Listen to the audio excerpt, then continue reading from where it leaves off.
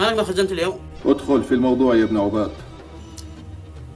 والله احنا اخوانك من اليمن جينا من طرف مرة ابو جساس من اجل حقن الدماء بين ابناء العمومة. وكيف يحقن الدم يا ابن عباد؟ بانصاف الحق.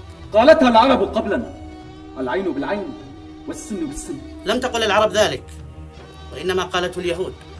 فلو سار العرب على مبدأ العين بالعين لكانت كل العرب عمياء او عمراء.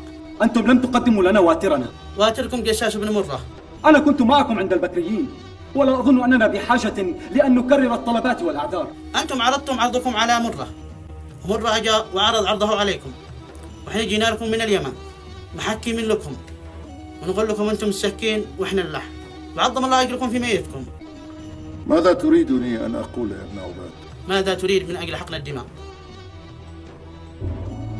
اسألوا اليمامة. تستهبل أنت. أقول لك جاي لك من اليمن تقول لي سألوا اليمامة؟ قلت اسألوا اليمامة. طيب بسألها. يمامة، أبوك مات الله يرحمه، وأحسن ما يجلسوا يتقاتلوا أعمامك وأخوالك مات شيء عشان يبطلوا المقاتلة بينهم. أريد أبي. يا بطل أبوك خلاص مات ما عاد يرجعش. أريد أبي حيا. من وين يجيب لك يا أبوك حي الله يرضى عليك؟ سلامة تطلبه من أمازون ولا من وين؟ يا أخي فهمها. مالك صلى على النبي ريح عشان تكمل نشر الكلام.